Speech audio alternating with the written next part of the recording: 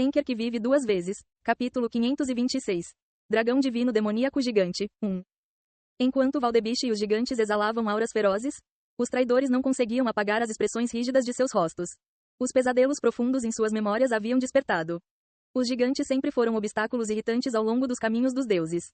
Sempre que os deuses criavam civilizações e tentavam governá-las, os gigantes as invadiam e saqueavam. Embora os demônios ocasionalmente invadissem planetas para expandir seus mundos demoníacos, eles não incomodavam os deuses tanto quanto os gigantes. Os demônios só queriam satisfazer sua ganância ou curiosidade, e por isso geralmente iam embora depois de pegar o que queriam. Os dragões eram criaturas individualistas que não tinham motivos para entrar em conflito com os deuses. Eles não estavam interessados nos negócios dos outros e, desde que ninguém invadisse seus territórios, eles não se importavam. No entanto, os gigantes gostavam de pegar as coisas que os deuses levaram tempo e esforço para criar. Também não ajudou o fato de os gigantes serem lutadores excepcionais, e a destruição que deixavam sempre que lutavam com os deuses era sempre séria.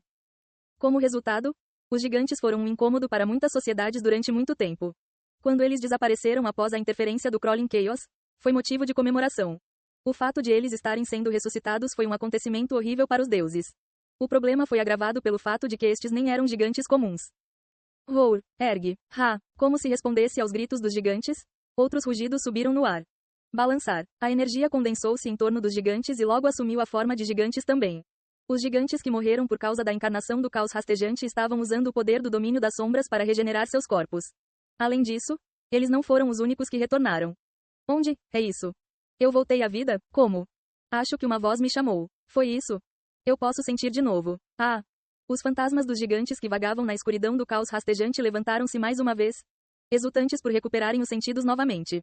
Quando os entes queridos pelos quais ansiavam apareceram, os gigantes vivos abraçaram os mortos, com lágrimas escorrendo pelo rosto. No total, eram 1000. Você não voltou à vida. Você ganhou um novo com a bênção de nosso Deus como seus familiares e guerreiros. Todas as almas dos gigantes se voltaram para Valdebiche. Gigantes fantasmas. Descrição.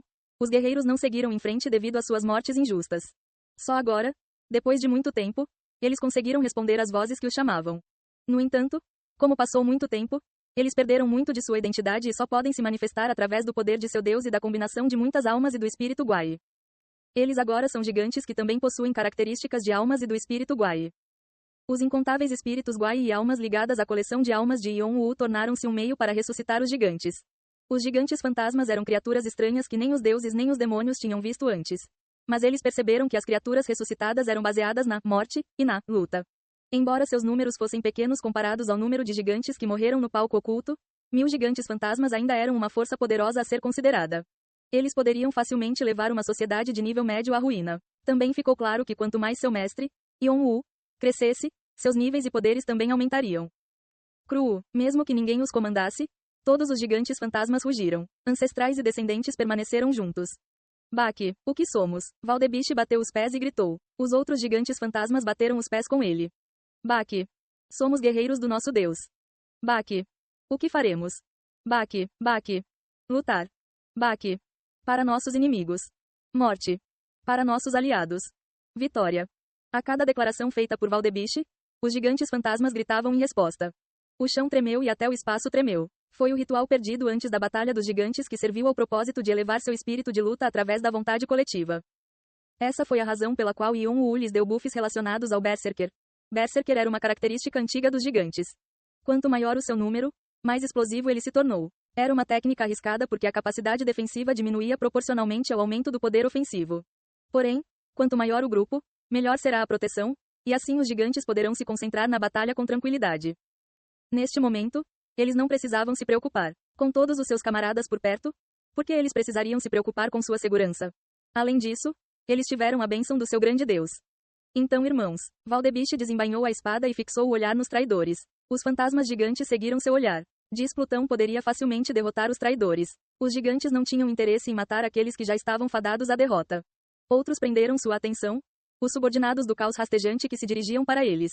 Eles precisavam expulsar todos os deuses do outro mundo para satisfazer seu ressentimento. Vamos mostrar a eles quem somos. Valdebiche avançou e os gigantes fantasmas o seguiram. Ha! Seus gritos abalaram o território sagrado. Uma enorme coluna de fogo desabou de repente no meio do acampamento dos deuses do outro mundo. O tsunami de fogo destruiu 3 dos deuses do outro mundo, deixando os gigantes fantasmas galvanizados e a reserva de Valdebiche confusos. Eles só perceberam naquele momento que tinham apoio, Um dos grandes dragões extintos estava voando pelo céu, cuspindo sopro. Rainha do verão. Os olhos de Valdebiche se estreitaram quando ele a identificou. A princípio, ele se perguntou por que ela os estava ajudando. Mas deixou esse pensamento de lado. Pois estava claro que o Deus deles havia cuidado disso. Eles se concentram na batalha novamente. Kabum. E assim, eles correram para a batalha final. Eu tenho que deixar a sociedade saber.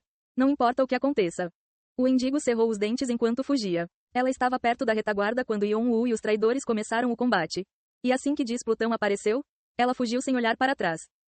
Sua sociedade, Algonquin, era pequena e não estava associada nem aos deuses nem aos demônios. A maioria das pessoas nem sabia que isso existia. Em circunstâncias normais, ela não deveria ter sido capaz de descer ao mundo inferior. Mas sua sociedade a enviou por causa de seu forte desejo pelas revelações. O Endigo lamentou muito ter se tornado um enviado e entrado neste lugar absurdo. Embora o mundo celestial estivesse exagerando ao se preparar para a guerra contra Alforone, a situação era ainda pior no mundo inferior, que eles desprezavam por ser a residência de seres insignificantes. Era um lugar onde deuses de outro mundo apareciam, deuses e demônios rondavam e gigantes eram ressuscitados. Havia algum outro lugar tão amaldiçoado? Ela respeitava Gabriel mesmo estando em sociedades diferentes, e vê-la dilacerada a fez pensar que todos estavam loucos. Malachi estava louco, assim como Linfernal, que fez algo semelhante. Os enviados que se rebelaram contra os monstruosos gigantes fantasmas também estavam loucos. Ninguém estava são aqui. Ela deveria ter ouvido quando Yon-Woo deu aos enviados a chance de retornar ao mundo celestial.